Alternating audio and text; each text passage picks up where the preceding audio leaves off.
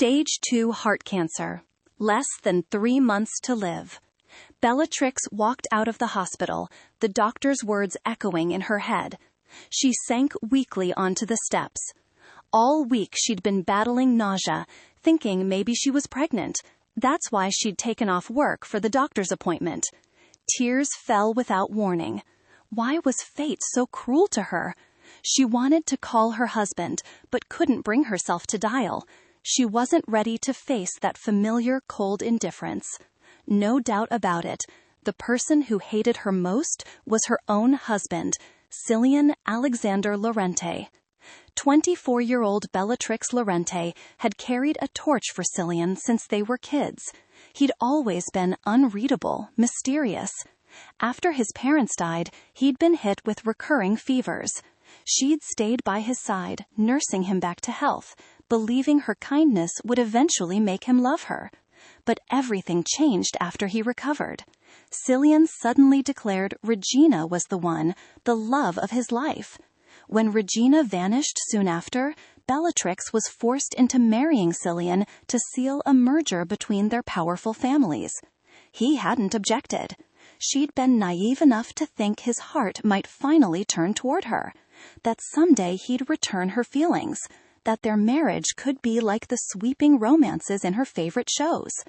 Instead, the past 4 years were a lonely icebox. Except when he'd drunkenly sleep with her, they barely interacted. He wouldn't even share meals. To him, she was just a transactional tool. His heart never stopped yearning for Regina. And now, heart cancer. 3 months left. If Cillian heard the news, he'd probably be thrilled. The surgery requires your husband's consent. The doctor's words echoed again. She had to reach him. 3 calls went straight to voicemail. Maybe he's in a meeting, she told herself. She was only one of his assistants. She only knew fragments of his schedule. She needed to go home.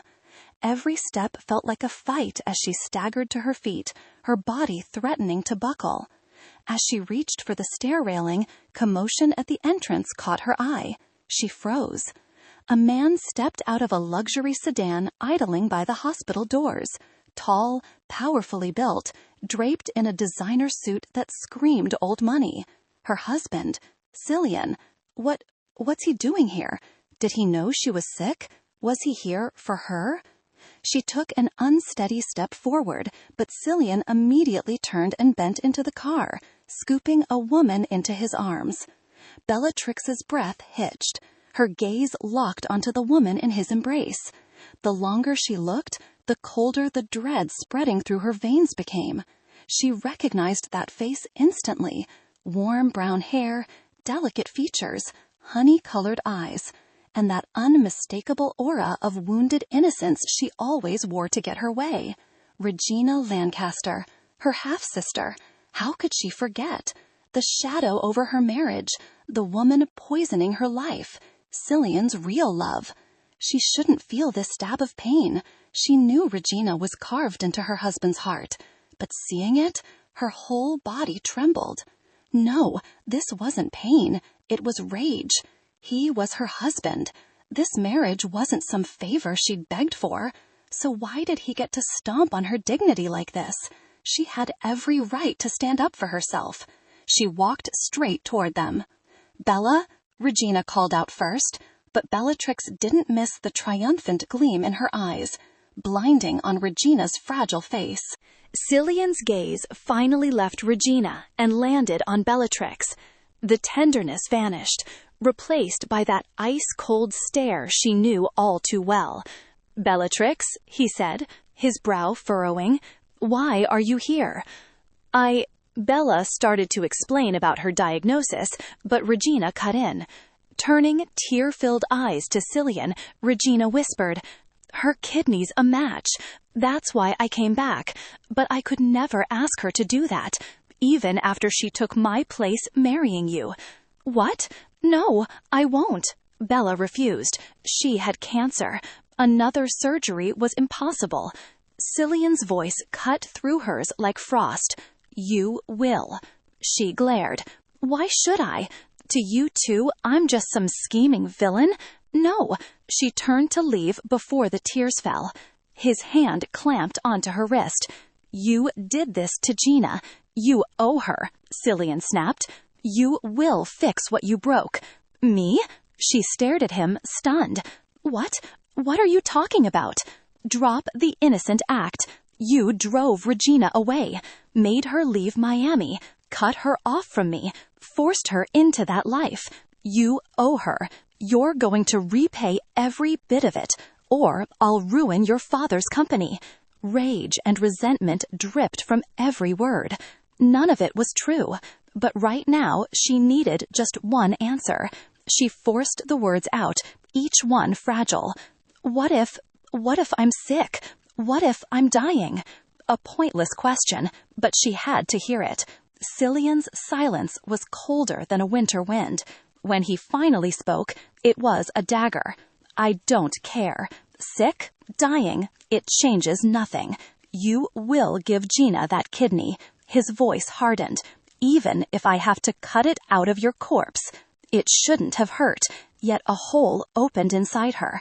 She opened her mouth to speak, but erupted into violent coughs instead. A trace of blood smeared her lips.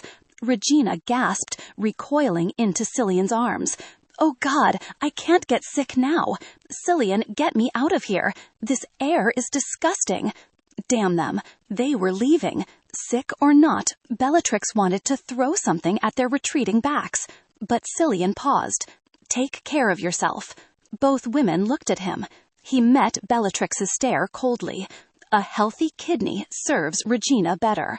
Bellatrix felt like the ground vanished. Regina offered a fake pout. Cillian, that's too harsh. She's still your wife. I only care about you, Regina, he murmured softly as they walked away. Bellatrix watched them go. Her fists clenched so tight her nails bit into her palms. The tears she'd held back finally spilled over. Even now, he didn't care. He never had. But foolishly, maybe because death felt so close, she'd hoped today would be different. As her husband, shouldn't he show some concern? Instead, he'd chosen her half-sister over his dying wife. Another wave of pain racked her body. The coughs returned, harsher this time. She couldn't let them keep stomping on her dignity. She was going for divorce. Suddenly, her vision swam. Before she could steady herself, her knees buckled. She collapsed to the ground. Darkness swallowed everything. When Bellatrix regained consciousness, the first thing she heard was the beeping of hospital machines. Then came the white ceiling above her head, the pungent smell of disinfectant and antiseptic, and the sting of the IV needle in her forearm. But none of it compared to the pain in her chest. Her illusion of happiness had been brutally shattered by Cillian's cruelty. She was going to divorce him. She refused to spend the last 3 months of her life living for a bastard. Suddenly, the door of the hospital room swung open. Her friend Avery walked in. Avery was a top cardiologist with multiple patented technologies. Bellatrix had thought she might be pregnant, which was why she hadn't gone to Avery earlier. Thank God you're awake. Avery let out a breath of relief and rushed to her bedside. How do you feel? Does it hurt anywhere? Bellatrix felt comforted. She managed a weak smile and shook her head. I'm fine. What happened? Avery frowned. You collapsed outside the hospital. If a nurse hadn't seen you and brought you back in, your 3 months could have turned into 3 days. Do you understand? Her tone carried a hint of anger.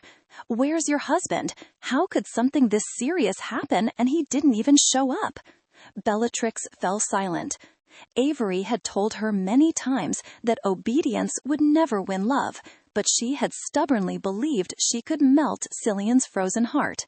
Regina's back, Bellatrix finally explained. Your stepsister who suddenly disappeared? Avery's expression instantly turned fierce at the mention of Regina. That bitch. I always knew he was cruel, but he's lost even the most basic human decency. I swear, I want to slice open his chest with my scalpel and see what his heart is made of. How can he be so heartless? There's no need. Bellatrix lifted her gaze, her voice steady. I've decided. I'm getting a divorce.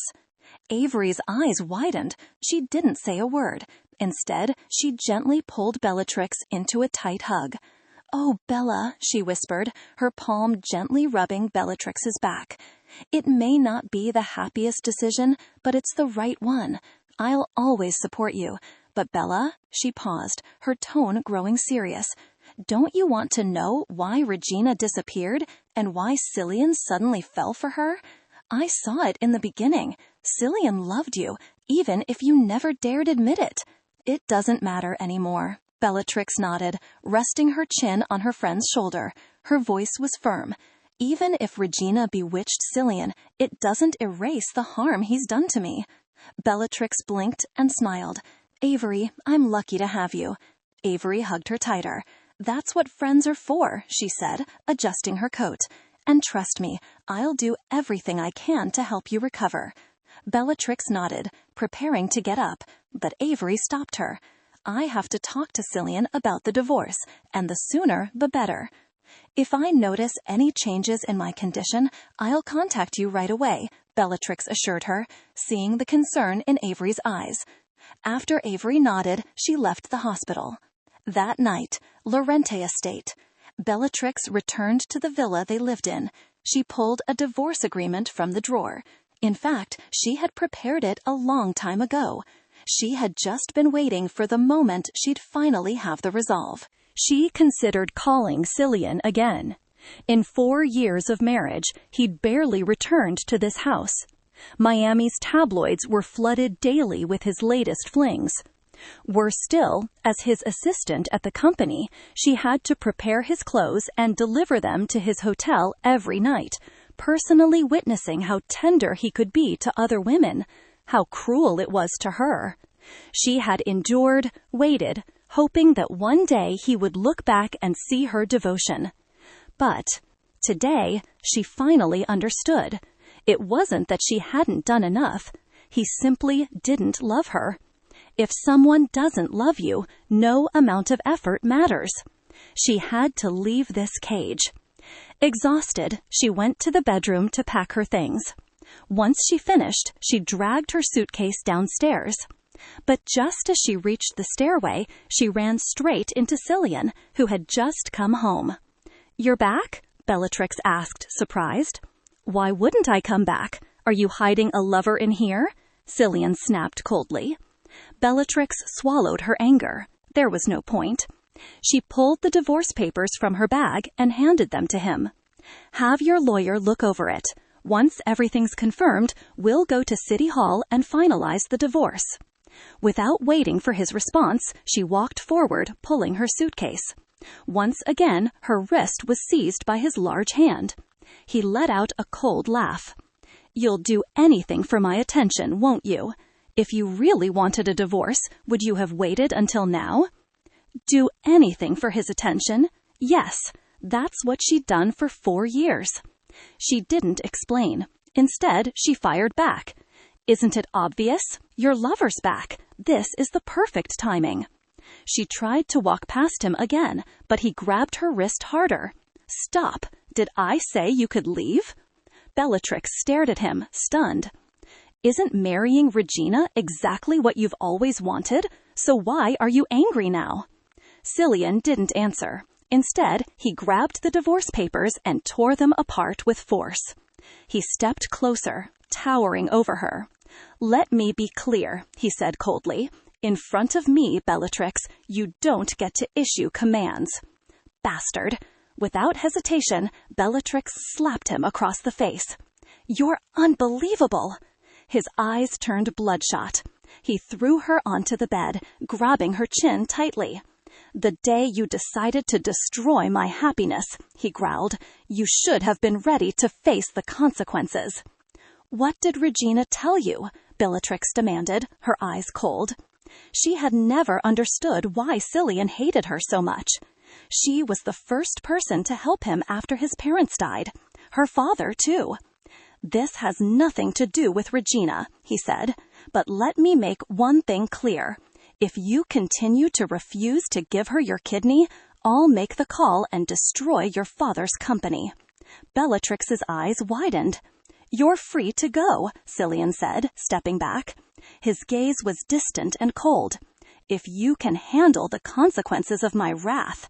With that, he stormed off, leaving her collapsed on the floor. She believed Cillian was just angry because she took the upper hand. But she also believed Regina didn't come back just for a kidney. She was here to take her place as Cillian's wife. Bellatrix immediately sent Regina a message. "If you want what you're after, meet me at the cafe tomorrow." Bellatrix set down the phone. She didn't want this marriage at all anymore. She was certain Regina would be more than happy to see it end.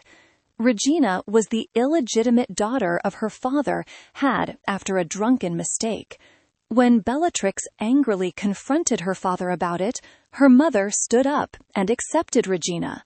Her kind-hearted mother believed that a child was innocent. She taught Bellatrix that resentment would never lead to happiness.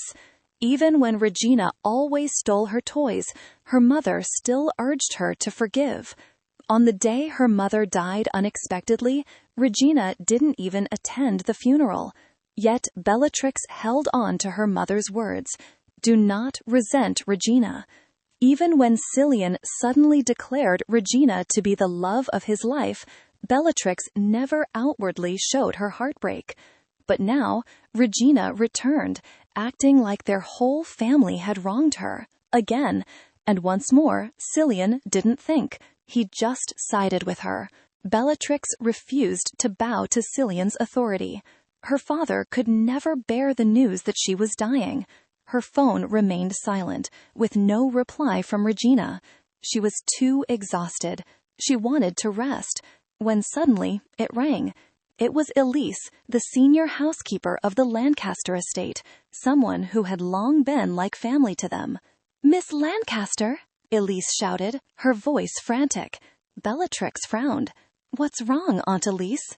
"It's your father, young miss," Elise began, growing more anxious with every word. "He collapsed suddenly in the early hours this morning." For a moment, it felt like her heart stopped.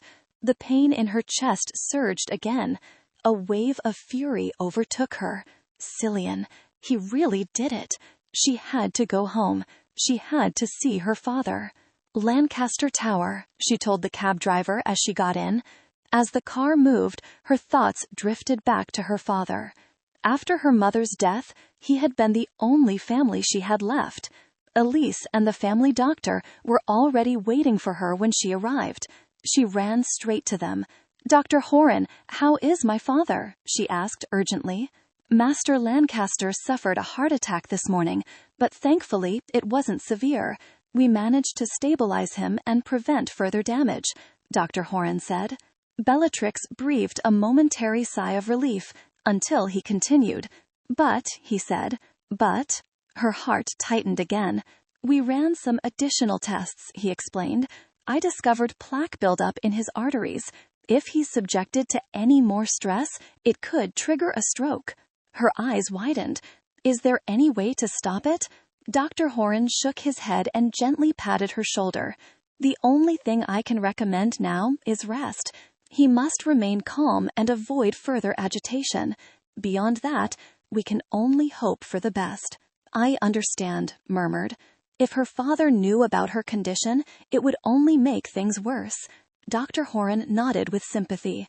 "If you need anything, call me immediately." With that, he left. Bellatrix didn't hesitate. She rushed upstairs and entered her father's room.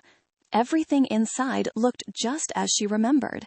But Joe Lancaster no longer looked like the energetic man he had always been. His face was pale, and he lay weakly in bed, staring out the window. "Dad," he turned to her and smiled faintly. "Bella," he said, "you're here." Her chest tightened. Her eyes stung. She slowly approached the bed. Seeing him so fragile and weak broke her heart.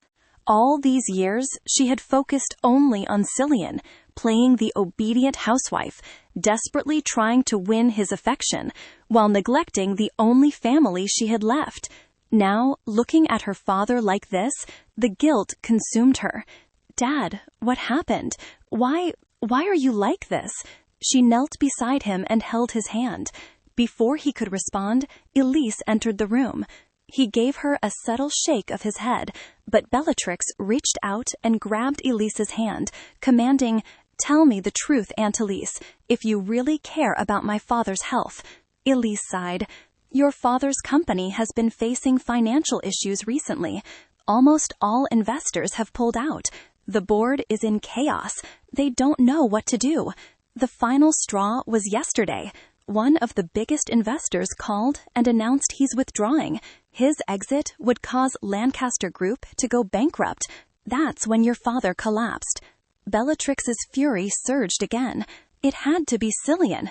And then another wave of shame crashed over her. Cillian had treated her father so cruelly, and yet she had still loved him. She clenched her jaw. How foolish she had been. "I'm sorry, Dad," she whispered. He looked at her with a soft smile. "Don't apologize. This is all my fault.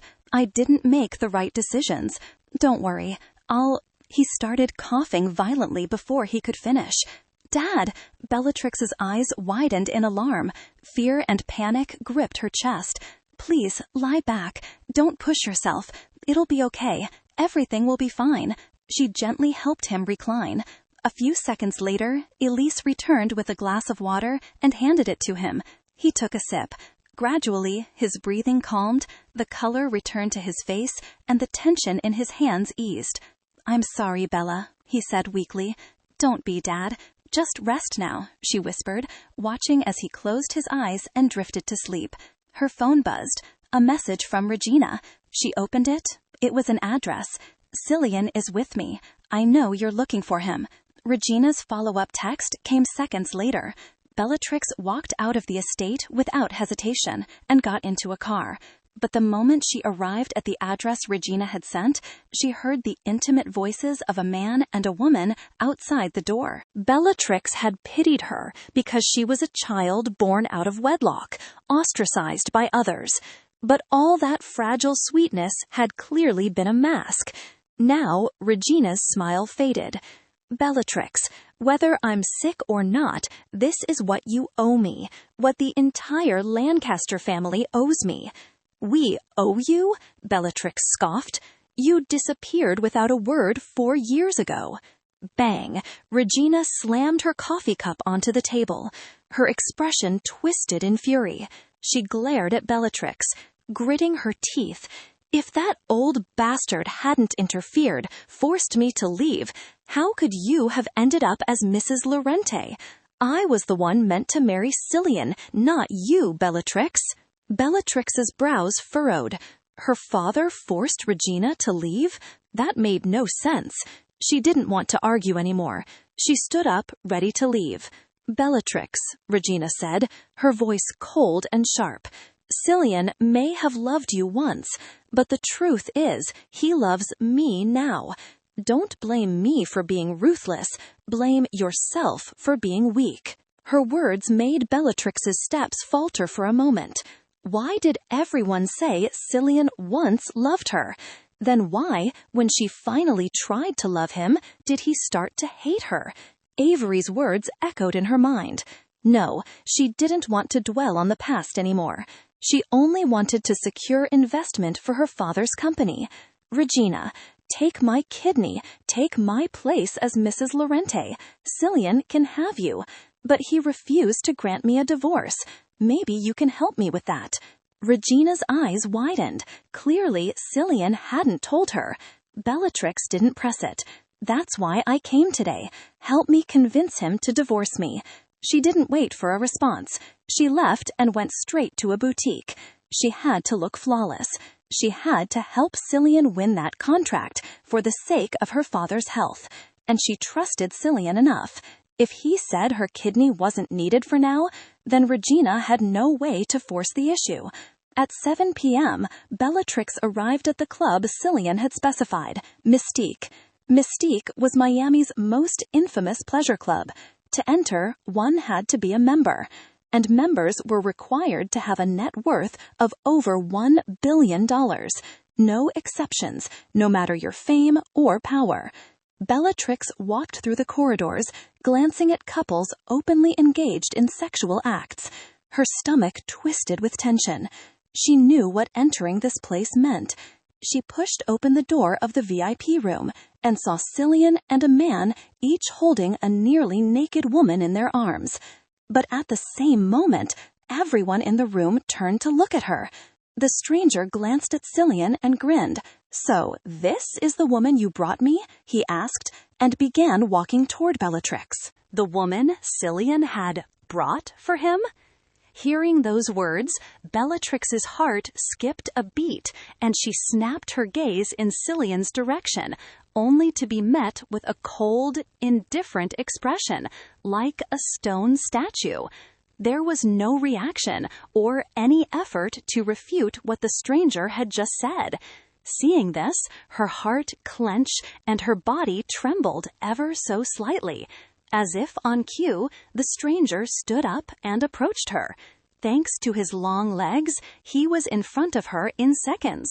His gaze fell on her, and it scanned her entire body in an invasive manner. At her side, Bellatrix's hands clenched. She had never felt more uncomfortable in her life. She looked at Cillian, and when their eyes met again, the message in his gaze was clear as day. "If you mess this up, your father's company is finished." Ah, so that was how it was, she thought bitterly. Fine then, if it was for the sake of her father's company, then she was willing to play along no matter what. Pleasing one measly client was nothing to her. Swallowing the bile rising in her throat, Bellatrix took a step closer and immediately looped her arm around the man's wrist, hesitantly but purposefully bringing her chest closer to his arm. The man must not have expected such a reaction, because he stared down at her with narrowed eyes. When Bellatrix saw the way he was staring at her, she gave him a bright smile. "Sir, judging by the way you're looking at me, you seem very satisfied. Am I right?" she said, as she tilted her head in an almost innocent yet seductive manner. The stranger's reaction was immediate. He laughed, and as Bellatrix looked at him more closely, she realized he was indeed quite handsome. Not at all Cillian's type, but not someone she instinctively disliked either. Leaning in closer, she carried on. "Looks like I was right. So, about the contract with our company?" "Shh." The man raised a finger to her lips, silencing her as he turned to Cillian, a smirk tugging at the corners of his lips. "Your woman is quite interesting, Cillian," he said. "So tell me, how do you want to cooperate?" It was a simple question, one that Cillian could have responded to with a simple answer. But much to Bellatrix's surprise, she watched as Cillian's eyes darkened, gaze flickering from the stranger's face to the arm Bellatrix had wrapped around the stranger's arm. His gaze lingered there before meeting hers. At the very last second, Bellatrix stopped herself from flinching, as it felt as though Cillian's glare could burn a hole straight through her. Was he jealous? She frowned. But he was the one who had sent her here. What right did he suddenly have to act this way? Gritting her teeth, Bellatrix held his stare. She may be at his mercy now, but that didn't mean he could act however he wanted, and she'd quietly bow her head. For what felt like an eternity, Bellatrix held his gaze, the room quiet with thick tension. Then suddenly, Cillian spoke. "Damien, about the development project in the Northern District, have you given it any more thought?" His gaze returned to man in particular, but Bellatrix would occasionally catch it lingering on her hand. She paid it no mind. The only thing she had to focus on was pleasing this client and making sure her father's company was saved. "Cillian, personally, I'd love to work with you," the stranger, Damien, as Bellatrix now knew his name was, said with a laid-back tone. "But as you know, our company has a few stubborn old-timers stuck in their comfort zones. They're too afraid to take risks. So, unfortunately, even though I want to, my hands are tied." He sighed in mock regret, but the smile tugging at his lips was arrogant and wild. The corners of Cillian's eyes twitched, and his expression turned stormy.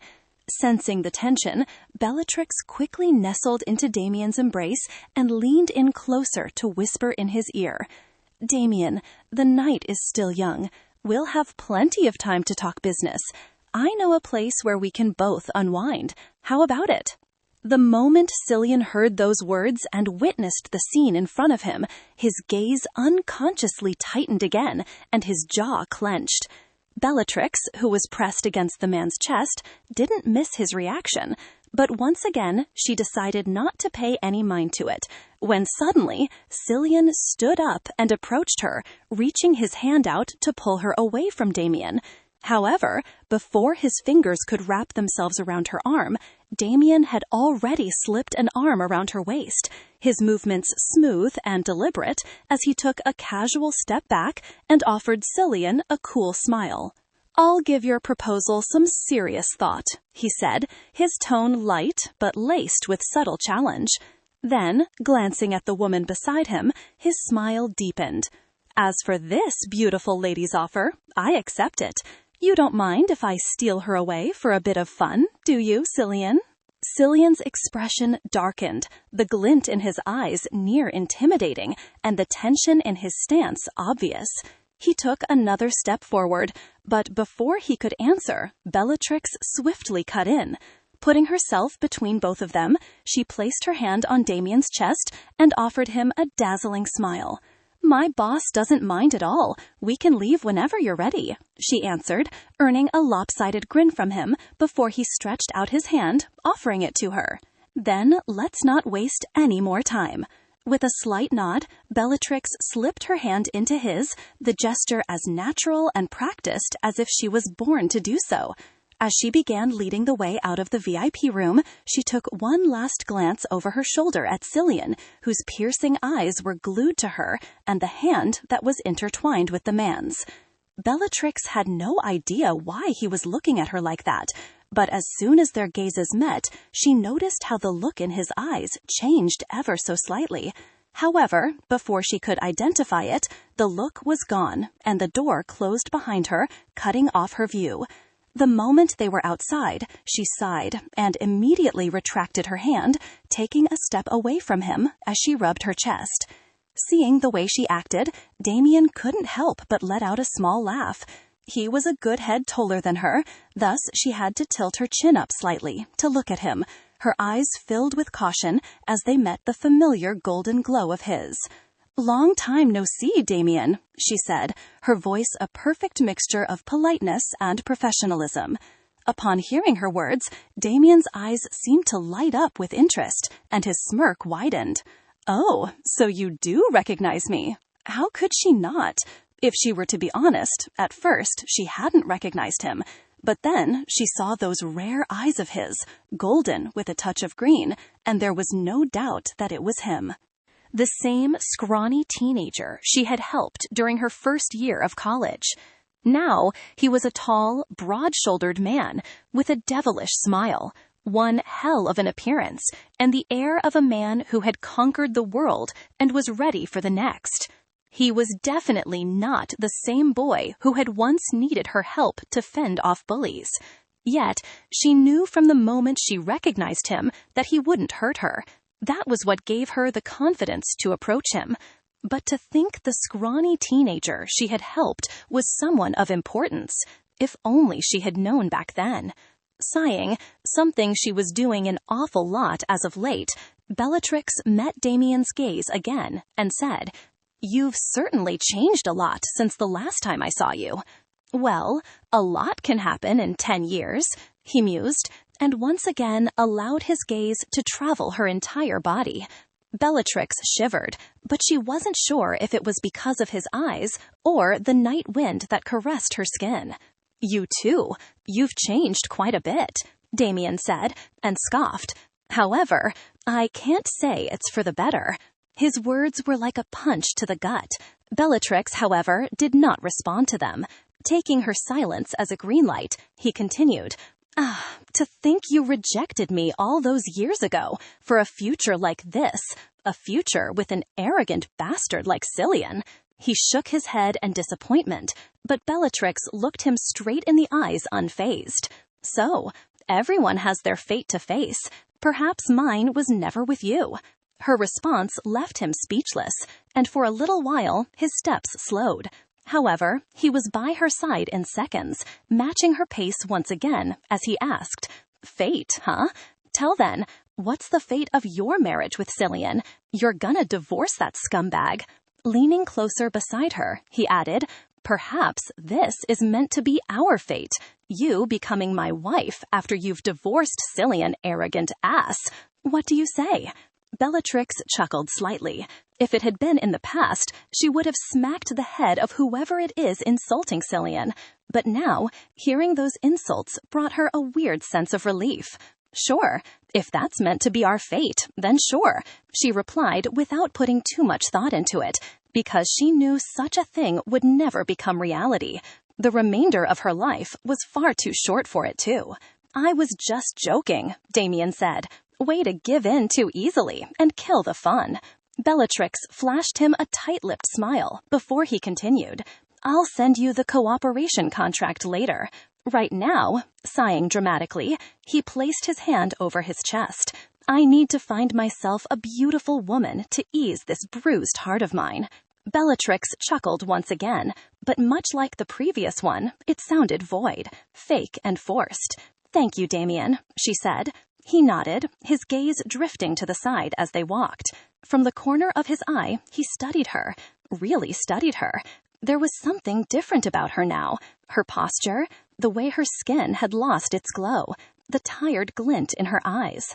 Noticing how she had been rubbing her chest for quite a bit, he was just about to ask if she was okay when Bellatrix suddenly swayed. Before he could react, her knees buckled and she crumpled to the floor. Damien reacted at the very last second, catching Bellatrix's body before it hit the ground. He knelt down, his hands moving to grip her shoulders. "Hey," he shook her gently. "What's wrong? Bellatrix, what's wrong?" Despite his questioning, no answer came. Her eyes remained closed, her breathing erratic, yet her body still. And then he felt it, the faintest sensation of something warm and wet seeping through his fingers as he cradled her cheek. Blood. His eyes widened the moment he saw it, and his instincts kicked in. Without hesitation, he lifted her, carrying her bridal style as he rushed towards his car.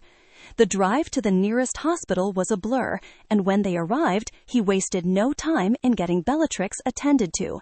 As he watched as she was rolled into the operating room, his eyes drifted down to his fingers that were stained red. The moment she had collapsed replayed in his mind. It had spun him into a chaos he hadn't ever prepared for. What happened? Why had she suddenly collapsed? Was she sick? Questions bombarded his mind for the next hour before the door to the OR opened and the doctor walked out. Behind him, Bellatrix was being wheeled out, but rather than following after her, Damien immediately approached the doctor. "How is she?" "Are you family?" the doctor asked. Damien hesitated for a few seconds before giving a befitting answer. "I'm a close friend of hers." "I see. Well, Miss Lancaster's condition is stable now. However, she suffered some complications due to the issue with her heart," he informed. "Complications with her heart?" Damien asked, confused. The doctor nodded. "Yes, from her medical records, it seems like Miss Lancaster has stage 2 cancer." "Stage 2 cancer?" Damien muttered, surprised. The doctor sighed heavily, shaking his head. "Honestly, her current condition isn't the best. In the future, it's advisable that she doesn't undergo this type of stress," he advised. After a few more minutes of listening to his words, Damien was given permission to go see Bellatrix. As he walked into her hospital room, his gaze landed on her unconscious form in the hospital bed. Her color had returned a bit, and now she looked as if she were merely sleeping. But the blood stain on the sleeve of his shirt, a reminder of what had just occurred, left him feeling a bit restless. Now, standing by the side of her bed, Damien could only but stare down at her with narrowed eyes as he wondered what had made her, the girl everyone had admired back then, choose such a miserable fate. Tilda, Tilda, Tilda. Bellatrix wasn't sure how long had passed, but when she opened her eyes, the first thing she saw was a familiar golden-green pair staring at her. It took her a while to gather her bearings, and even longer to recall how she had ended up in a hospital. "You're finally awake," Damien said, uncrossing his legs as he stood up and came to stand by the side of her bed. "How are you feeling?" Bellatrix blinked once, twice, then a third time, but she didn't speak. Slowly, she pushed herself into a sitting position, and her eyes scanned the room, seemingly looking for something. "What are you doing?" Damien asked as he watched her, confused for a heartbeat, until he understood. "Are you by any chance looking for this?" Dipping his hand into the pocket of his coat, he pulled out a brown envelope as he continued, "The contract's right there." "I'm an exception," he replied and grinned, not in the slightest bit fazed by her hostility. "An exception?" Avery questioned, and then, without hesitation, she matched up to him, lifted her hand, and placed a finger right under his nose. A beat of silence went by. Then she declared, "You're breathing. As long as he's breathing, he's trash." Damien was silent for a few seconds. Then he chuckled. "Oh, that's interesting," he said, raising an amused brow. Behind them, Bellatrix sighed and rubbed her temple. Ignoring their little exchange, she turned and grabbed her phone off the nightstand. She needed to let Cillian know that she had secured the contract. That way, he could fund her father's company as soon as possible. However, as she pressed the power button and the screen didn't come on, she realized her phone was dead. How fucking perfect. Now, not only could she not contact Cillian, but she also didn't have any means of getting home. As if sensing her frustration, Avery turned away from Damien, her expression changing completely as she looked at her friend. "Bella, do you need anything?" Bellatrix parted her lips to speak, but then her eyes fell on Damien, and she got an idea. "Damien, could you drive me home, please?" Damien's gaze lingered on her for a few seconds, then he gave a slight nod. "Of course." "Of course not," Avery was quick to object. "If you need to go anywhere, I'll take you. There's no way I'm allowing this." Before she could finish her words, her phone began to ring, interrupting her. She glanced at the caller ID, cursed under her breath, and groaned as she answered it. A minute went by, and Bellatrix heard her sigh in frustration. A second later, Avery turned to face her. "I have to go," she informed regretfully, and glanced at Damien. "This once I'll allow it, but I'm calling every hour, Bellatrix. Every damn hour." Bellatrix gave her a faint smile. "Of course. Bye, Avery." With a huff, the blonde left, but not without throwing one last suspicious glance over her shoulder at Damien.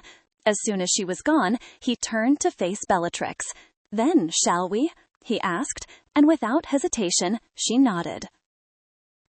The drive to the Lorante estate was mostly silent. Bellatrix stared out the window, her thoughts a whirlwind of memories, regrets, and decisions she could never undo. Damien stole glances at her ever so often, but kept quiet. When they pulled into the circular driveway, Damien was the first to step out, moving to her side and opening the door for her. "We're here," he said. "Thank you for the ride," Bellatrix said, attempting a graceful exit. But as she placed one foot on the ground, her balance betrayed her. Her knees buckled, and the world tilted for a heartbeat, but Damien was there, catching her before she could fall.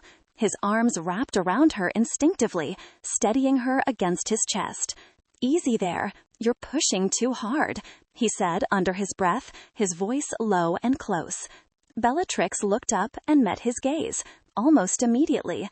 Her lips parted, but before she could respond, a deep, furious voice sliced through the air. "What the hell is going on here?" Before Bellatrix could react, she felt herself being ripped out of Damien's arms, and shortly after, her back slammed into a familiar chest. Although she couldn't see his face, she knew who the body belonged to. After all, JF was the body she had dreamt of night after night, and the voice that followed shortly after edged with a venomous calm. "What the hell is going on here?" Cillian repeated, his voice lower, harsher. Bellatrix didn't need to look back to know he was glaring at Damien. Instead, she focused on getting out of his hold. However, just as she took a step back, Cillian grabbed her wrist, pulling her back to his side. "You." His eyes bore into her, flickering between the lines of silent anger and possession, while his grip tightened. "Stay." Stay? Was he treating her like some kind of obedient dog? Bellatrix felt a spark of anger, and her eyes narrowed into a weak glare. However, before she could do anything, Cillian turned his attention back to Damien. "Last I checked, Mr. Walker," he began, his voice seething low. "The only business between you both is a contract finalization, so tell me why the hell you'd spend the night together." "Why we'd spend the night together," Damien parroted, giving a simple shrug despite the glare aimed his way. "Perhaps," he began, pausing as he leaned against his car, a sly smirk tugging at the corners of his lips. "Because your wife enjoyed my presence so much that we both lost track of time." Cillian's eyes twitched at the insinuating of Damien's words, and Bellatrix winced a bit when his hold tightened, but he paid no mind to her. His full attention, or rather, his full glare, was aimed solely at Damien. "What?" Damien questioned. "Did I say something wrong? I mean, it's not my fault that she's bored of you. Perhaps you should consider focusing on your wife instead of being so indecisive. Maybe then your body would be stronger, and your wife would be satisfied." "You," Cillian began, the veins at the side of his neck bulging with every passing second, and his hand tightened even more around Bellatrix's wrist, the grip verging on pain. Then he laughed. It sounded short and clipped, and most of all, fed up. "You're a real piece of work, aren't you?" he said, the amusement in his voice forced, yet laced with the unmistakable edge of his irritation. "It's no wonder why Alv Enterprise keeps getting into all sorts of trouble." The amusement drained from Damien's face, and his smirk flattered. Without giving him time to recover, Cillian added, "Leave. I'm not longer interested in cooperating with a problematic company such as yours. Just get out before I lose mine and make you end up regretting your entire existence." "You." Now returning his glare, Damien took a step forward. However, before he could reach him, Bellatrix suddenly stepped in front of Cillian, her eyes narrowed and her lips set into a thin line as she stared at Damien. "Enough," she said. "I don't care what your problems are, just take your fight somewhere else. I've got a damn headache right now, and watching two grown men fight like babies isn't making it any better. But if it fills any of your egos, I'll consider cheering on you from the sidelines when the time comes. Now, behave." The silence that followed was deafening. Both men stared at her, Damien stunned by the sudden display, and Cillian, well, as usual, his expression was unreadable, but the way his eyes bore into her almost made Bellatrix regret her choice to speak up. Almost. After a while, Damien was the first to speak. "Glad to see you're still in high spirits," he said, flashing her a brief smile. "I'll get out of your hair while it's still good." With that, he turned and returned to his car. He climbed in and started the engine. However, before he drove off, he rolled down his window and called out, "Bella, I'll see you around." And with that, he drove off, but his words and the way had called Bellatrix lingered, making Cillian's jaw tick. Without giving her a chance to protest or even speak, he turned around, and before Bellatrix knew it, she was being pulled along, the strength in his grip nearly making her stumble over her own feet. Wait, let go, Cillian, she demanded, trying to yank her arm away, but his hold was like iron, and the way he was walking made it difficult to catch up to his pace. Cillian, I said. She was in the middle of her sentence when Cillian suddenly shoved her inside their house. She stumbled a bit, but thankfully regained her balance before she could fall. In a split second, she whipped around to face Cillian, glaring. You, she began, but just as she was about to say more, Cillian spoke up. Tell me, did you really sleep with that bastard? He questioned, stalking towards her with a predatory stride, his gaze darkening and the corners of his mouth twisting down into a grimace. Bellatrix was momentarily shocked by his words. However, the moment she recovered, she retorted, So what if I did? Isn't that what you wanted? Reaching into her handbag, she pulled out the brown envelope containing the contract, shoving it in his direction. I've kept to my end of the bargain, now keep to yours. Make the payment. Cillian stared at the document for a second. Then, without an ounce of hesitation, he smacked it out of her hands, rendering Bellatrix speechless. However, shortly after, her shock slowly morphed into anger, but just as she turned to glare at him, a gasp escaped her lips when he grabbed her wrist and pulled her into him, his grip tightening as she tried to pry his fingers off her. Stop this! Let me go! She demanded, her voice as firm as possible. But Cillian didn't listen. His mind was consumed with the words Damien had said. They replayed in a haunting circle. The very next second, without warning, Bellatrix felt his lips crash down on hers, fierce and punishing. For a second, she stilled, unsure of how to process what was happening. The moment Cillian felt her struggle ease, he took that as a good opportunity and attempted to deepen the kiss. When Bellatrix felt his tongue poking about her mouth, her struggle resumed. Her hands found their way to his chest and began pushing desperately to put some distance between them.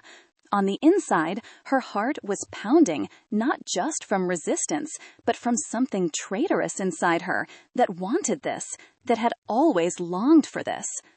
Because despite everything, this was the first time Cillian had ever kissed her, and she hated that even in the slightest bit, she liked it.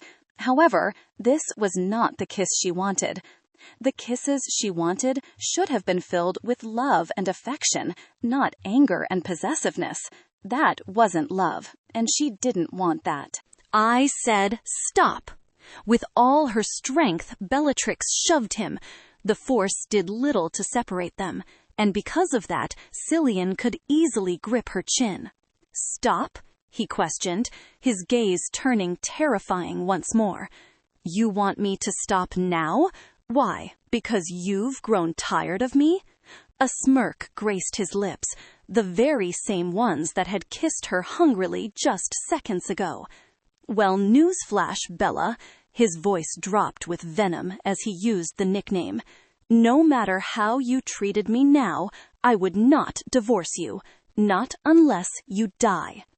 His words were a direct punch to her heart, and Bellatrix felt it become heavier than it already was. Suddenly, the sound of his phone interrupted the moment, cutting through the tensed air like an overly sharpened knife. Cillian didn't immediately go for his phone. He allowed his gaze to linger, almost as if he wanted to be sure that his words sank in. Then, as he pulled it out of his pocket, Bellatrix caught a glimpse of the person calling, Regina. The name pulsed on the screen like a brand searing into her soul. Cillian glanced at the screen, and once again his expression became unreadable. Without another word, he stepped away and stormed out of the room. As soon as the door slammed shut behind him, Bellatrix staggered back against the wall, her legs weak, breath ragged. She closed her eyes, and after what felt like forever, she let out a long, trembling sigh. How were things seemingly becoming more complicated? The drive to Regina's place was filled with silence. Cillian sat in the back of the car, staring at the window with a prominent frown on his face. Despite the fact that Regina had just called him, informing him that she wasn't feeling all that well and needed to be rushed to the hospital, Cillian's mind wasn't filled with thoughts of concern or worry. No, his mind was elsewhere. Bellatrix. Like a plague, his mind continuously replayed the encounter that had occurred just a few minutes ago, and each time he recalled how Damien had held her and how close they had been, a subtle wave of anger would wash over him, and his blood would boil and his fists clench. However, what had upset him the most was the way Bellatrix had looked at him, the way her eyes had met his, and how there was no warmth in her gaze. All he could see was a familiar calm that unsettled him. For a brief second, he felt a wave of panic wash over him, the very same way he had felt after the death of his parents. The feeling of loneliness and the fear of being abandoned. However, as soon as the feeling came, Cillian frowned. Loneliness and abandonment? Why would he feel that way when it came to Bellatrix? She had no right, nor did he have any reason, to feel that way. After all, the person he loved was Regina and not her. It didn't matter to him if she wanted to leave. In fact, that was exactly what he had been praying for. Bellatrix, in his opinion, was a spoiled brat who bullied Regina because she had it all. Originally, he didn't despise Bellatrix like this. In fact, because of the long-standing relationship between their families, he had dreamt of her becoming his wife. But then, after the death of his parents, Cillian had been left alone and bullied by his family members who only wanted his family wealth. At that time, Regina showed up, and she, who wasn't also loved by many, unlike Bellatrix, was his kindred spirit. She knew what it felt like to be parentless, to be bullied and unloved, unlike Bellatrix. So normally, Cillian's first response was to protect Regina. That instinct only grew more when he learned how the Lancasters, Bellatrix in particular, was treating Regina. That was the start of his hatred for her. That was the very moment he began pushing her away and wishing for her disappearance. But now that that wish was about to come through, it wasn't settling too well with Cillian. After a long while of silence, he finally sighed out. His assistant, who had been driving, glanced at him from the rearview mirror and asked, "Sir, is everything okay?" "Everything's fine," Cillian responded. However, now, with thoughts of Bellatrix whelming his mind, he felt his mood had been ruined. Running a hand through his hair, he instructed, "Turn the car around." Kane, his assistant, upon hearing this, was surprised. Turn the car around? But what about Miss Regina? Cillian thought for a second before answering. Have Benedict take her to the hospital. Benedict was his other assistant. Understood, sir. Then where shall I take you to, sir? Kane asked, eyes flickering between the phone in his hand and the rearview mirror as he relayed the information to his fellow assistant. There was a long pause before Cillian finally answered, his voice low and grim. Take me to the underground gym, Rourke's place. Kane didn't question it. He simply nodded and drove. When they arrived at the dimly lit entrance, tucked between a fancy restaurant and a bakery, Rourke looked up from wrapping a trainee's wrists. His brows shot up in surprise the moment he saw Cillian. Well, well, look who the hell the storm dragged in. Cillian, what brings you here after so long? I thought questioning your clients wasn't part of your policy, came Cillian's response as he walked in, eyes flickering towards the trainee present.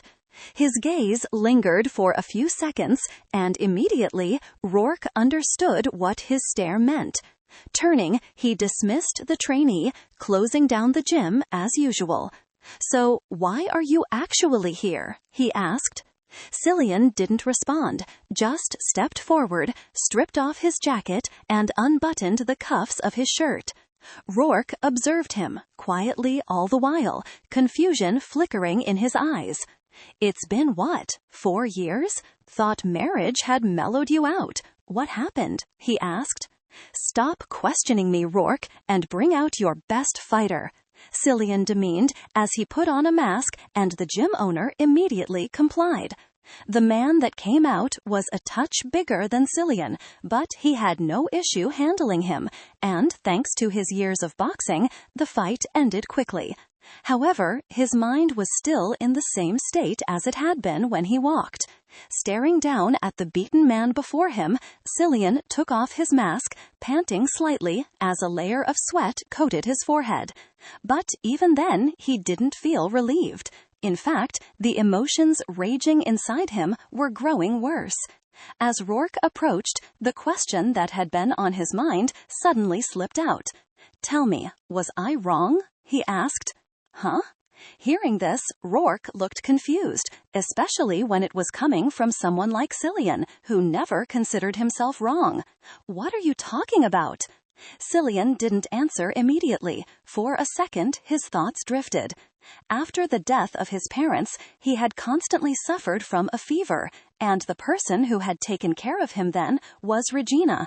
For a short while during that period, he had expected Bellatrix to show up, but she never came. She had stayed away. He'd convinced himself it was because she didn't care, because, as the spoiled brat she was, pride had carved a throne in her chest, leaving no room for anyone else. That, amongst many other things, was the reason why he began hating her, and now Cillian felt his eyes twitch in annoyance. "Nothing, never mind," he dismissively said as he undid his gloves and exited the ring. "I have to go." Without waiting for a response, he headed out, leaving behind a confused Rourke. Tilda. The next morning, as per routine, Cillian sat across from his therapist, Clara. He'd been coming here for years, ever since the death of his parents, undergoing therapy for the trauma he has suffered.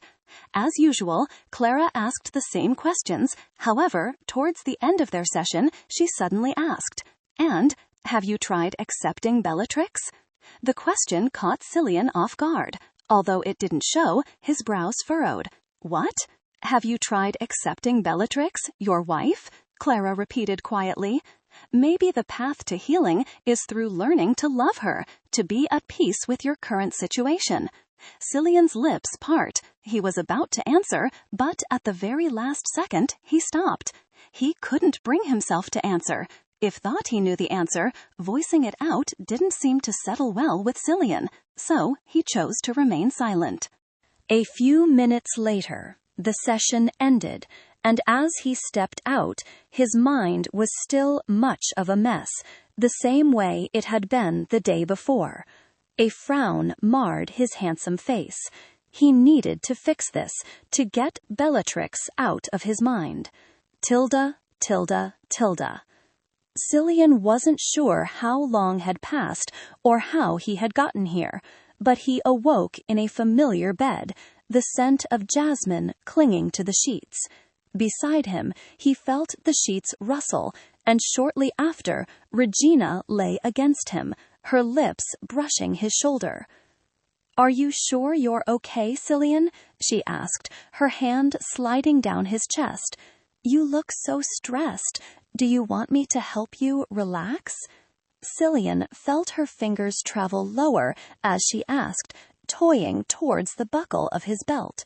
But at the very last moment, when her fingers were about to undo it, he stopped her and stood up, earning a look of confusion from Regina.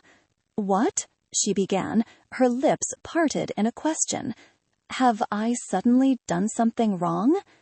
In the dimly lit room, Cillian's expression was a bit complicated, much like the feelings he was having now. However, he shook his head. "No, that's not the reason.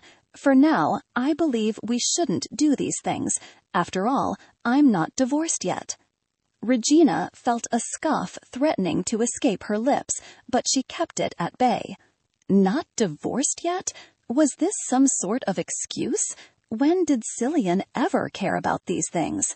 Clenching her fists, she pushed down the anger and said in an innocent tone, "I see. I was too forward. Forgive me."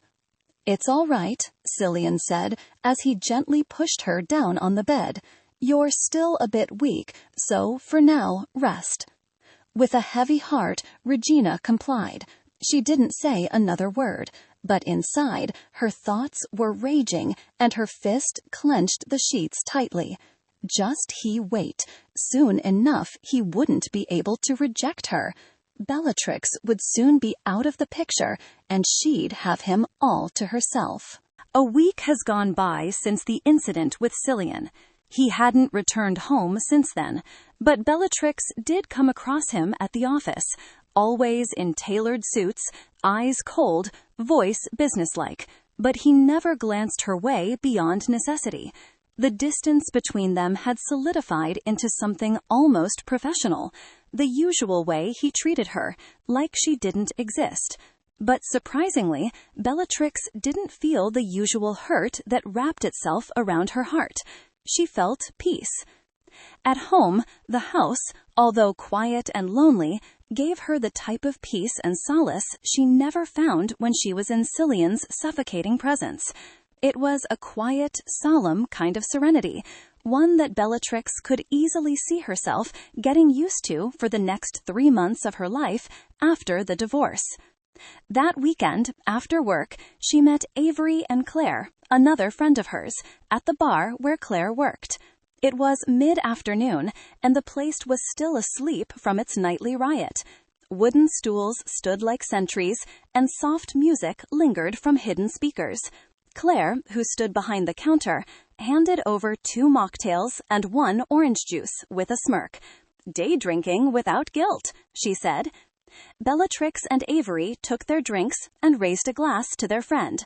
As they took a sip, Claire spoke. "It's been so long since we've had a chance to chat like this," she said, looking over at Bellatrix, who was peacefully sipping on her juice. "You've been so busy as of late, Belle." "Yeah, I've been trying to sort things out with my father's company," said woman answered. "And how's that going?" Avery asked, and Bellatrix's mind drifted back to what had happened a few days after Cillian had left. She had received a call from her father, and he told her that Cillian had finally funded their company with a huge amount. As she recalled the joy in her father's voice, her heart felt light, but at the same time, she felt confused. If Cillian was going to fund her father's company, then had there been any need for what he did? Thinking back to the way his lips had claimed hers made Bellatrix frown. It had been full of hunger and possession. Even now, a week later, her lips still recalled the feeling of his against hers. Fighting back a frown that threatened to break out across her face, Bellatrix flashed her friends a forced smile as she answered. "It's been resolved. I handled it," she told them. Avery exhaled heavily. "Well, that's one problem off your plate," she said, and Claire was quick to agree with her, nodding her head. But their calm gathering was soon disturbed. From the television behind Claire, a newscaster's voice boomed. "Netizens are going wild as pictures of Miami's richest businessman, Cillian Alexander Laurent, and the country's most beloved model, Regina Lancaster, have surfaced online."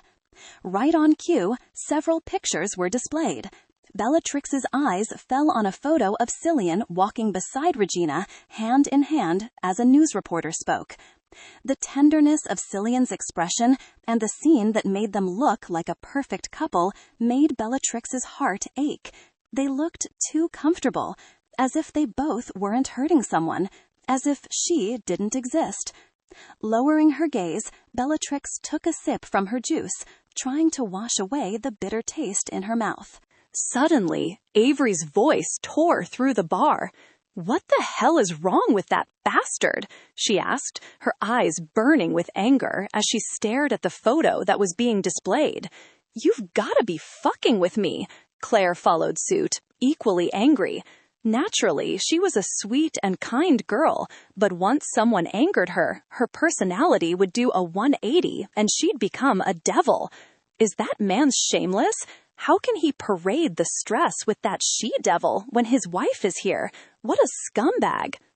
"All men are scumbags," Avery spat. "Like a stubborn child, they only care about their own happiness and pleasure. If they can't have something, they'd rather destroy it than let someone else have it. Bellatrix said nothing. She didn't want to entertain any conversation about Cillian. For the past 5 years, if not more, all she had spoken about is Cillian. Her heart had grown too used to talking about him, and now she wanted to completely stop that. Beside her, Avery placed down her drink and took Bellatrix's hand. "Don't worry, Bella," she began, giving her hand a gentle squeeze. "All you need to do is wait for my research results. Once our artificial heart tech clears human trials, you'll be okay." Hearing this, the slightest hint of her having a chance to live warmed Bellatrix's heart. Smiling softly, she pulled Avery into a hug. "Thank you, and I believe in you," she said, and shortly after pulled back. As she returned, Claire raised her glass. "And I'll provide the celebration drinks when the time comes. Once all this is over, let's also have dinner together. Real food, no tears." Bellatrix smiled softly. "Thank you both." Claire and Avery returned her smile, warming their little gathering. However, peace, like always, was short-lived. The sound of Bellatrix's phone ringing tore through their silence, interrupting the moment. Pulling out her phone, Bellatrix saw it was her father calling.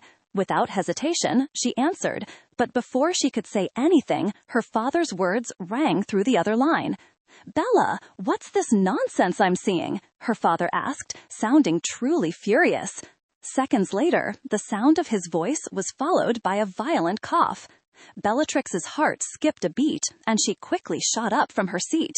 "Dad, are you okay?" she asked, worried. "How am I meant to be okay? Have you seen what's all over the news?" His voice shook, punctuated by another violent cough. "Daddy, please don't stress yourself. I promise I'll explain everything. I'm coming right now, so please don't stress yourself," she said, already grabbing her bag off the counter. As she ended the call, she quickly apologized to Claire and Avery and rushed out, not wasting another second in rushing back home. However, upon getting to the Lancaster family house, she was met not by her father, but by Regina. The woman stood poised in the sunlit foyer, a false innocence clinging to her like cheap perfume. Seeing her, and recalling those photos she had just seen, made Bellatrix grit her teeth. "You," she began, as she strode forward. As she walked in, Regina turned to face her, flashing that ever-confident smile of hers that icked Bellatrix. "What are you doing here?" Tilting her head, Regina feigned hurt, but her voice dripped with venom. "What am I doing here? I came to visit our sick father. Even if he did treat me cruelly once upon a time, I am still his daughter. I have to be here during his late moment," she said innocently, but the meaning in her words made Bellatrix's blood boil. "How dare you?" she questioned, taking an intimidating step closer. Regina, however, stood her ground. Suddenly, from behind them, her father's voice rang out, hoarse with outrage. "How dare you say you care? If you cared, you wouldn't be misbehaving like this. Tell me, why are you trying to ruin the marriage between Bella and Cillian?" "Ruin their marriage?" Regina questioned, with that same innocent facade of her as she turned to face Joe. "I'm doing no such thing, Father. It's not my fault if a man doesn't want his dick inside the same woman he's tasted 1,000 times. No one can force him to eat from the same boring old fruit. You should understand that better than anyone, Father." "You?" Joe was on the verge of swearing when he suddenly held his chest and staggered backwards. Seeing this, Bellatrix quickly rushed to his side. Daddy, that's enough. You need to rest. Please go back in." Her worried eyes scanned his face as she spoke. As if on cue, Elise rushes out of the house, supporting him from the other side.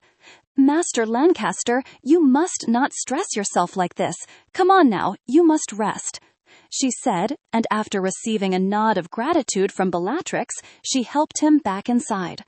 Watching him go, Bellatrix felt her anger simmer. Turning to Regina, she snapped, "What the hell was that? If you wanted to show off, you didn't come here. And by the way, last I checked, you still haven't gotten what you want.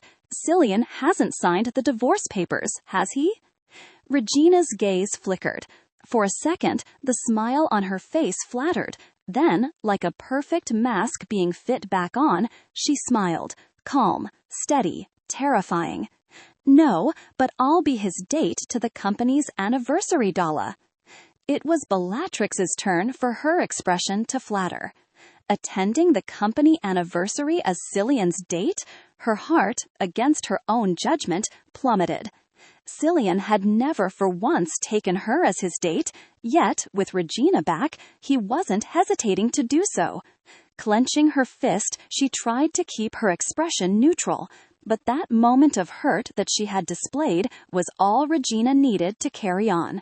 Sauntering over in proud steps, she continued with a triumphant smile.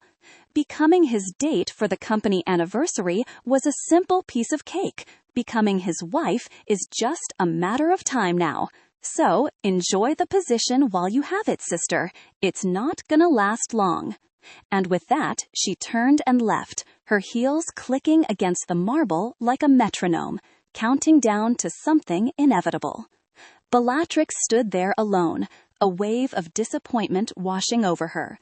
Even though they didn't know who she was, everyone in the entire city knew Cillian was married, and still he let Regina parade beside him like a queen in waiting. The newscaster's words flashed in her mind, and her fist tightened, nails digging so much into her palm that it would draw blood at any moment. However, the pain did not register. It didn't even matter. How could Cillian be so reckless, she wondered. Did he not understand how this would affect the company's stock, his reputation? Or perhaps he simply didn't care. About the company, about the world, about her? The answer to that question was staring glaringly at her in the face. Swallowing the lump in her throat, Bellatrix let out a heavy sigh. Well, it looked like it was indeed time for her to wake up from this broken dream of hers. With Regina gone, Bellatrix turned and rushed back inside. In the living room, her father was being attended to by Elise, who handed him a glass of water. As she entered, his gaze fell on her, and the glass of water was long forgotten. "Bella," he called weakly, and she quickly rushed to his side. Taking his hand in hers, Bellatrix asked, "How are you feeling, Daddy?" "How am I feeling? Bella, you shouldn't be worrying about me. The person you should be worrying about is yourself." Placing a hand on her shoulder, he asked, "Tell me, Bella, that nonsense on TV, is it true?" Bellatrix hesitated for a second. She didn't want to say something and end up worrying her father, but under his concerned and expectant stare, she couldn't bring herself to lie, and finally gave in and told him everything. As expected, Joe didn't take the news well. "How dare that child do this?" he fumed. "How dare he?" "Daddy, it's fine," Bellatrix said, placing a hand on her father's chest. "Cillian can do whatever he wants because I'm going to divorce him." "Divorce?" Joe parroted. For a second, he was silent.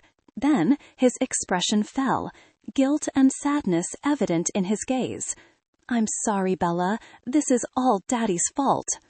"Please don't say that, Daddy," Bellatrix interrupted him. "If something's not meant to be, no matter how hard you try, no matter how much you wish for it, you can't force it." After saying this, she flashed a reassuring smile, but the smile didn't quite reach her eyes. Joe, seeing this, couldn't help but hug his daughter. "Daddy's sorry, Bella," he mumbled into her hair, his voice filled with the guilt that weighed his heart, while his hand, rubbing circles in her back, tried to soothe hers. "From now on, if you need anything, don't hesitate to ask me. I'll do my best to provide you with whatever you want and support you to the best of my abilities." Bellatrix felt her heart warm as she stayed in the hug, letting the scent of her father's familiar cologne wash away the bitterness that threatened to spill. She felt like she could stay like this forever. With the remainder of her life being uncertain, she wanted to spend as much time as possible with her father, being in his arms forever. However, that notion of hers was busted by the sound of her phone ringing. Pulling away, she grabbed her phone and was surprised when she saw it was an unknown number calling. Who could it be now? She wondered, as she excused herself to answer the call. Yeah, hello? Hey, Bella. Hearing that familiar voice, Bellatrix stopped in her tracks, and her eyes narrowed. Damien Walker? She asked. Oh my, you remembered me, and here I was thinking I had been forgotten. Damien chuckled. Anyway, I have something to discuss with you. Do you have a second? About what? Aetherion's anniversary is coming up, and, by a twist of fate, I happen to not have a date. So, I was wondering, would you help a man out? Accompany me, would you? Bellatrix paused the moment she heard this. Aetherion's anniversary? Cillian's company's anniversary? And Damien was inviting her as his date? I apologize, but I'd have to decline. Decline? Damien repeated. After how I helped you, you put me through quite a lot when you collapsed, and that little show with that husband of yours, shouldn't I at least be compensated? He asked, his voice carrying an amused hint. Bellatrix parted her lips, about to turn down his offer again, but then she saw reasoning in his words. He had helped her twice, and yet he was still owed. Wasn't it right that she repaid him in some way?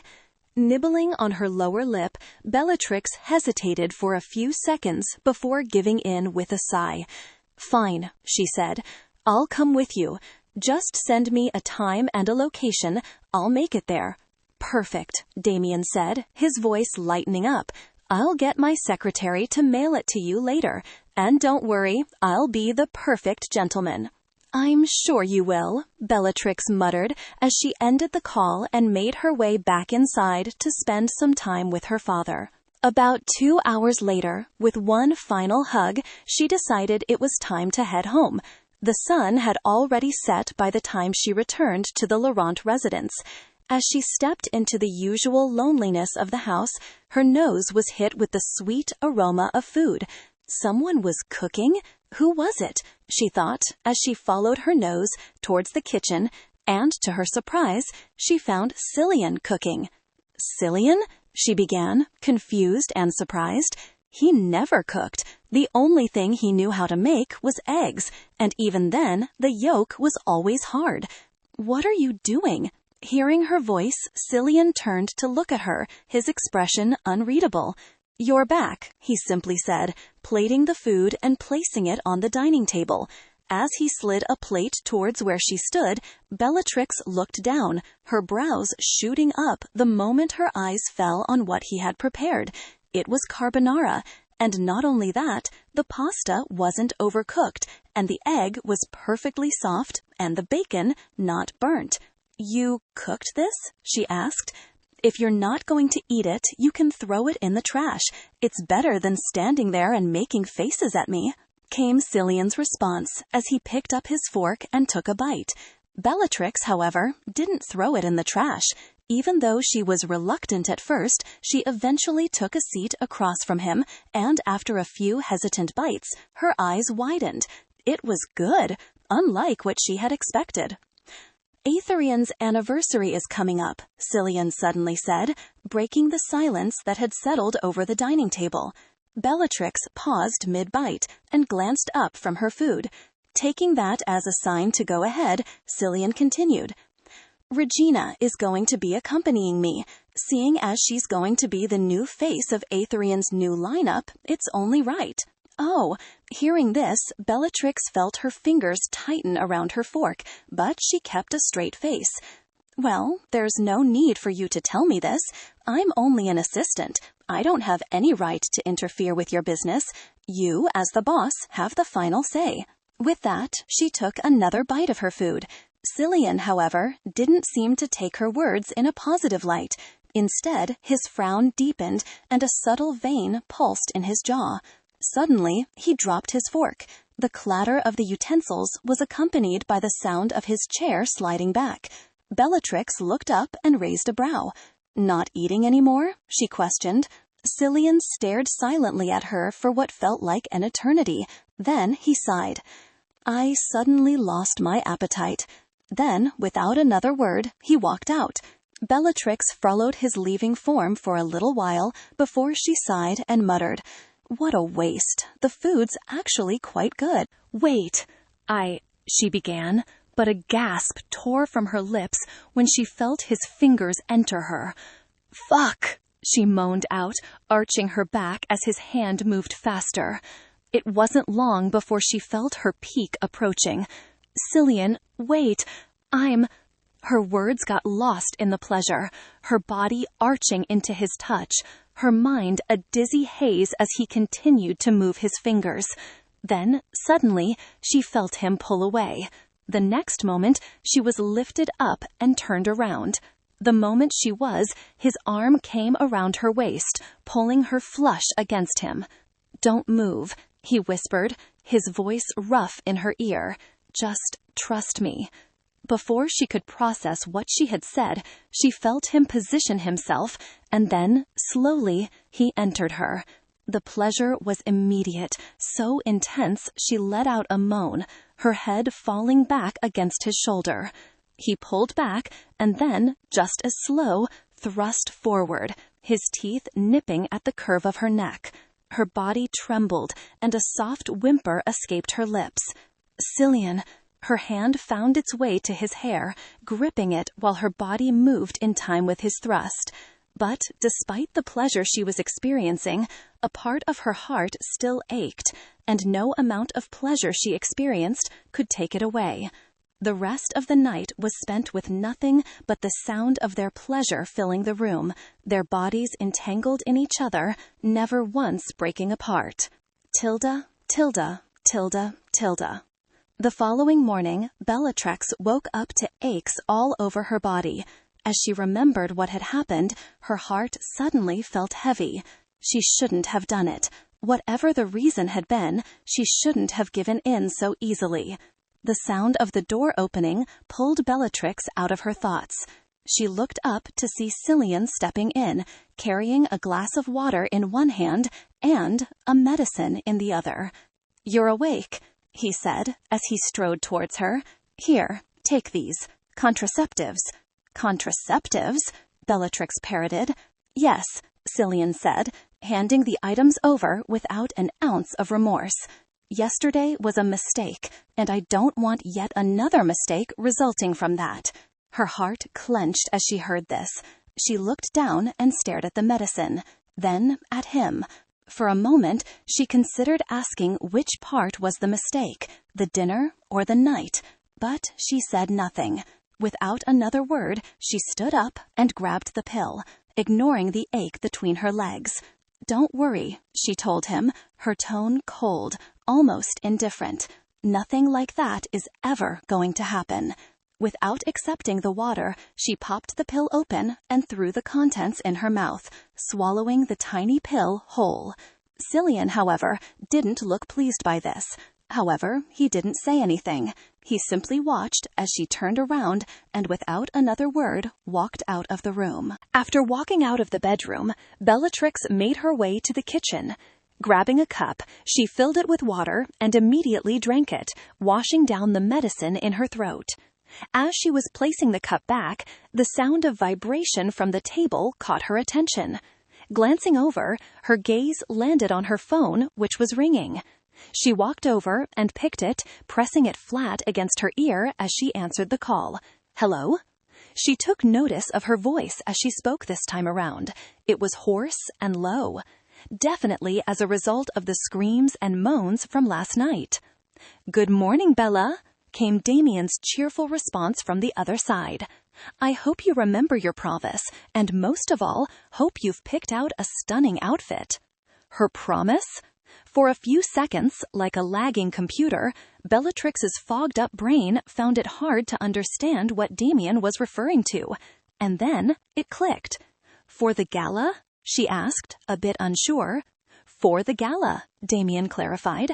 I sent the details to your phone last night. Did you get it?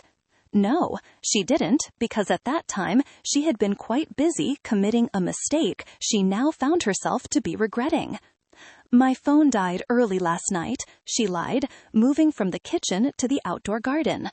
But you can resend it now. I'll check the time and be there as soon as possible. All right, I'll text you the details, he said, and shortly after, the call ended. The moment it did, Bellatrix exhaled slowly, and with her free hand, she slapped her cheek hard. No more mistakes, Bellatrix, she scolded herself. What happened last night can never repeat itself again. Her eyes stared vacantly at the beautiful blooming peonies in front of her as she said this. Those were her favorite flowers. She had the live-in housekeeper, when she had still been here, plant them for her. But instead of enjoying the beauty before her, Bellatrix's mind traveled to what had happened the previous night, ultimately settling on how Cillian had passed her the contraceptives just minutes ago. She frowned.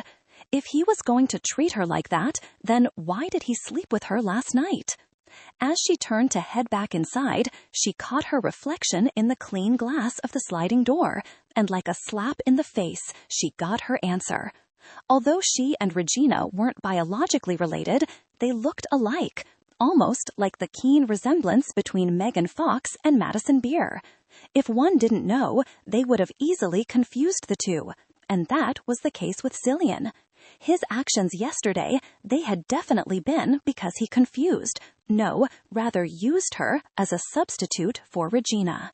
A subtle ache bloomed in her chest, but as quickly as it had come, she dismissed it, drawing in a calming breath as she reminded herself that Cillian's matters no longer concerned her.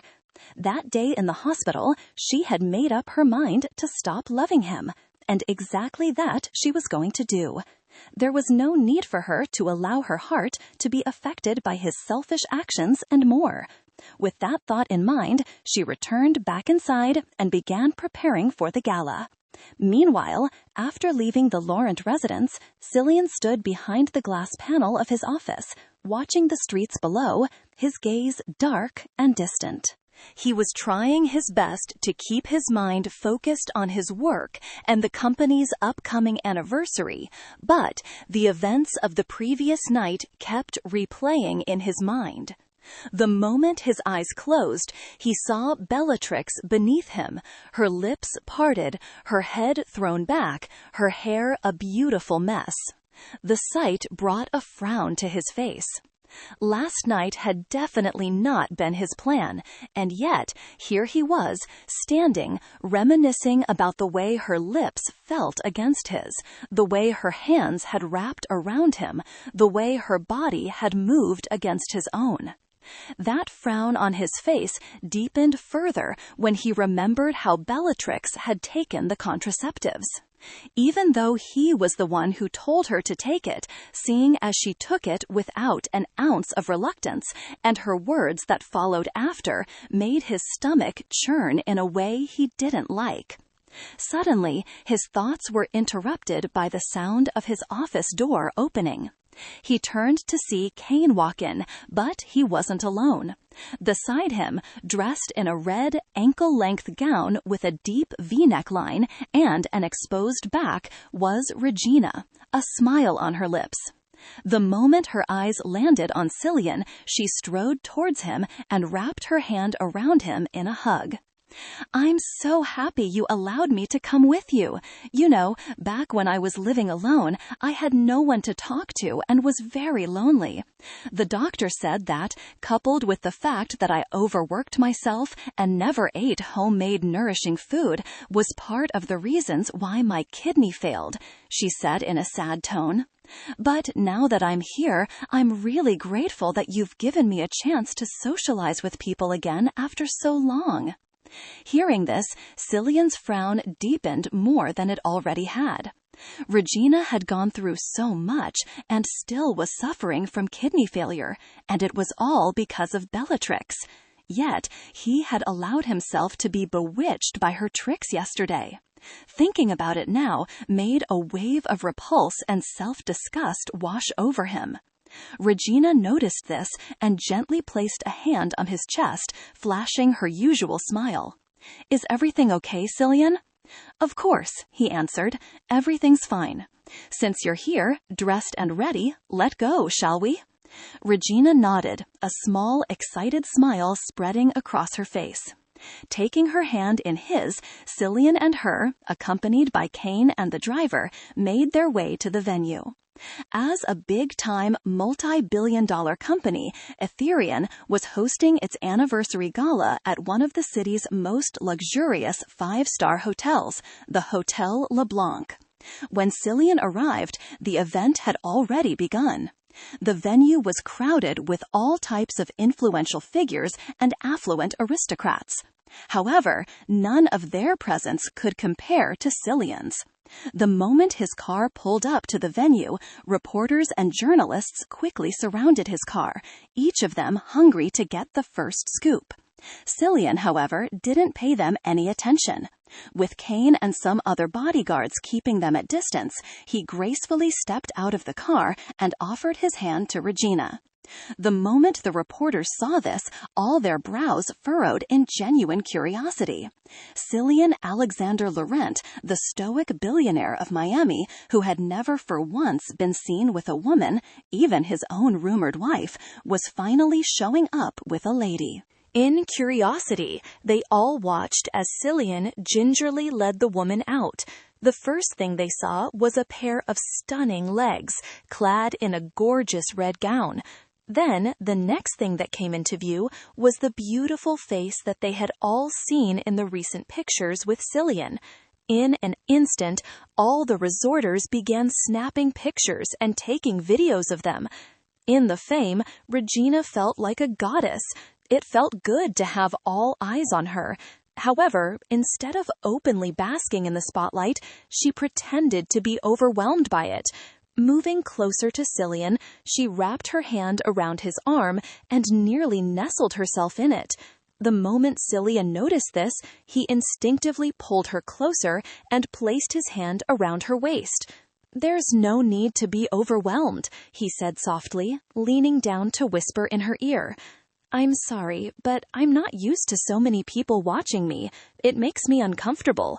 Hearing this, Cillian's expression softened, and he tightened his hold on her. "It's okay. There's no need to be afraid as long as I'm here." The reporters wasted no time in capturing such a tender moment. As their camera desperately shuddered, Regina's lips curved slightly upwards. This was exactly what she wanted. By morning, pictures of her and Cillian would be all over the city, and Bellatrix would surely become more miserable when she sees it. Unlike Bellatrix, the unknown wife, everyone would know who she is. Becoming Cillian's wife would be a piece of cake. A smile threatened to break across her face at the thought of that. But she kept it at bay, keeping her expression sweet and innocent as she followed Cillian at the side, basking in the pleasure she got from being in the spotlight. However, that joy was short-lived. Just as they were about to step into the venue, another car pulled up, and the reporters, recognizing the familiar car, quickly rushed in its direction. The commotion caused Cillian to pause and turn his attention to the new arrivals. From where he stood, he watched as the door opened and Damien walked. Seeing him, Cillian instantly felt his mood sour, but the worst of it was yet to come. Instead of walking straight to the venue like he normally does, Cillian watched in confusion as he paused by the door and held his hand out. Everything around him seemed to fade as he watched a familiar hand place itself in Damien's palm. Then, a familiar pair of legs appeared, and in an instant, Cillian's whole body tensed up.